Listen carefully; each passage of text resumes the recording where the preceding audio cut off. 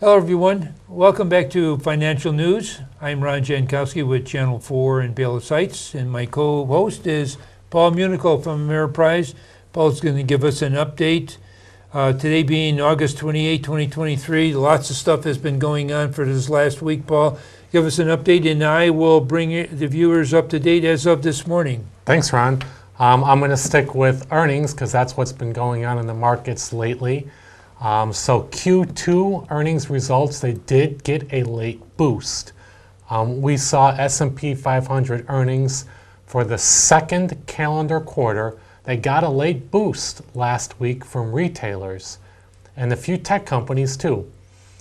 The blended estimate for S&P 500 Q2 earnings per share now stands at negative 4.2% versus negative 4.6% last week and negative 5% the week prior. That is on sales growth of positive 0.9% versus positive 0.8 last week and positive 0.7 the week prior. At the end of the quarter, which was June 30th, analyst consensus estimates had predicted a 7.4% decline in earnings per share and a 0.3% drop in sales. Now, through last Friday, 97% of S&P 500 companies had reported their results for the period. Although lower on a year-over-year basis, the Q2 results represented a 2.2% improvement on a quarter-over-quarter basis, thus ending the 3 consecutive quarters of earnings per share declines. Forward estimates have also improved. EPS estimates for the second half of the year are now 22 cents higher than they were on June 30th, while 2024 full year estimates are a strong $2.47 higher. Estimates also look for year-over-year results to turn positive in Q3. And on a year-over-year basis, earnings per share estimates are currently projected to be 0.8% higher in Q3 and 8.5% higher in Q4. So positive trends in earnings, and hopefully it's correct and it continues to go that way. And as of this morning, Ameriprise had passed on this following news. The U.S. stock futures are called higher after finishing up last week with the S&P 500 and the NASDAQ both snapping a 3-week losing streak. I didn't realize it went 3 weeks. Yeah, it's a bit downside. It's nice to get the positive at least open today, and we'll see if it holds and how the week plan plays out. And with Q2 earnings over, investors are focused on expectations for a broadening of the market beyond the mega cap tech that has lost momentum, and it has. Yep. The markets in Asia were volatile, with Hong Kong rallying up 3% at the open, but losing up just 1%. A similar story in Europe, with markets higher but well off the session's highs. U.S. Treasuries yields are holding steady at the long end, with 10-year at 423%. That doesn't sound right. 423%? Yeah, no. That cannot be right. That's what probably 4%. 4%. Let's do that again. U.S. Treasuries are holding steady on the long end, with the 10-year at 4%, while the 2-year continues to march higher, nearing 5%. That sounds right. Yeah, that's 400% would be nice. No, I stopped dead. That don't sound right at all. That's an investment even you would make. 400%. Even return. I would make. Yes, I'd be calling you quickly. Let's do something, Paul. Gold is up 0.1%. Bitcoin is up 0.1%, and WTI crude is up 0.6%. Yike! Yep. There goes the gas prices continuing to go up. Year-to-date index percent returns. S&P 500 is a plus 15%. Dow Jones a plus 5%. NASDAQ a plus 30%. I didn't realize NASDAQ was that. NASDAQ's doing well. Yeah. Very good. Anything else you want to add to this, Paul? No, we'll be back next week with more news. Okay, stay with us. Paul will be giving us an interesting little story on our show called Your Money. We'll be right back.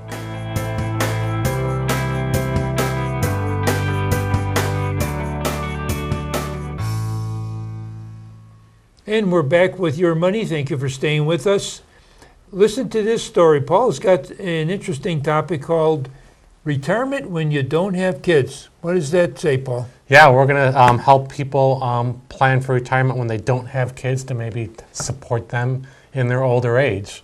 So let's dive right into the data. You know, Okay. many people build their retirement and estate plans around their children and their grandchildren. Everything from where they live to how they spend their time and money to the legacy they want to leave behind is considered through the prism of their role as parents and grandparents.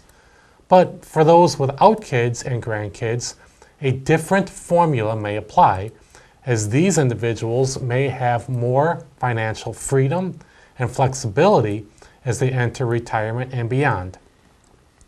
But they still need to be as careful about their planning, if not more, about how careful their planning is for their later years.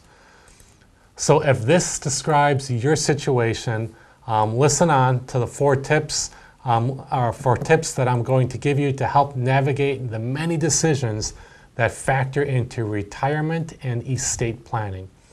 So tip number one, prioritize saving for retirement. So since you're not facing the costs for childcare and educational institutions, consider doubling down on savings for retirement. You have the potential to spend decades in retirement pursuing your hobbies and goals. Calculate what it'll take for you to live the lifestyle you want and compare it to your current savings. Then create a plan to save the difference. Contribute as much as you can to your workplace savings plan if you have one, and consider building up Roth IRA savings to help create a source of income that is potentially tax-free in retirement. Tip number two, recognize your long-term care challenges.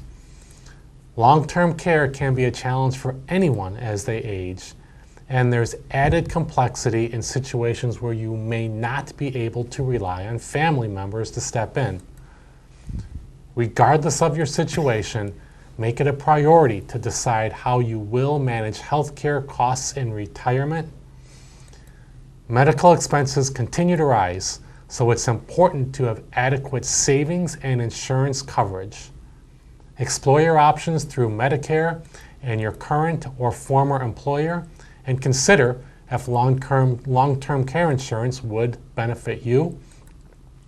And additionally, consider researching caregiving options and long-term care facilities in your area so that you are familiar with the choices if you need them down the road.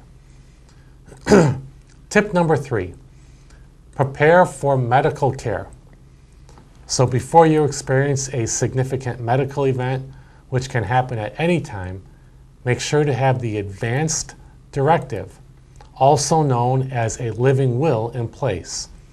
This document lets your spouse, extended family, and friends know your preferences for treatment and gives you the opportunity to designate a healthcare power of attorney. And this is the person who will be empowered to make decisions on your behalf if necessary. Tip number four, have financial decision makers in place. It's also important to designate a spouse, a friend, extended family member, or professional to look out for your financial interests if you become incapacitated. Draw up documents to name a durable power of attorney to oversee your financial matters if you're unable to, including legal and tax matters.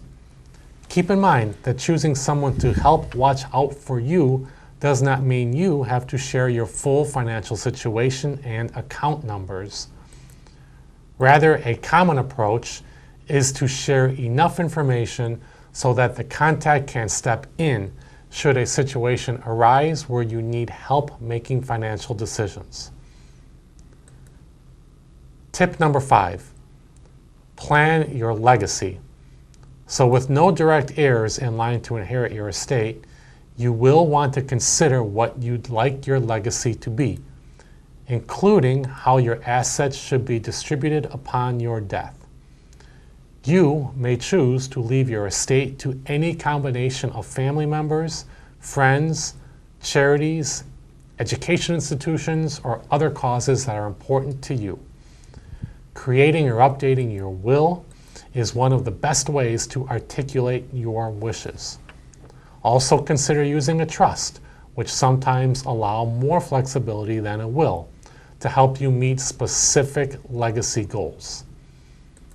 As always, consult with a financial advisor, estate attorney, and tax and legal professionals to help develop a comprehensive legacy strategy that suits your ultimate goals. Boy, you need professional help to do all that.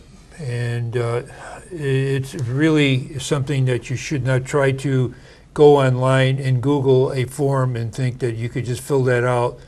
And that's fine, but you may not be covering all your options that are available to you to consider. You never know. I mean, you've worked your whole life, saved, planned, and if you want to trust it to an online source, that's your, but others prefer a person they can sit down and talk to who can guide them through these steps. Yeah, and there are many steps to consider, and that's the thing that if you don't see a professional person, you could lose out on all this proper planning. Potentially. Yeah. All right, thank you, Paul, for Paul Municle with Ameriprise Financial, and I'm going to ask you to give your identification, Paul. Yeah, if you need help with the financial side of it, I am a financial advisor, and I can be reached directly at 708-226-3412. And I'm Ron Jankowski with Channel 4 and Palo Sites. We wish you good investment day.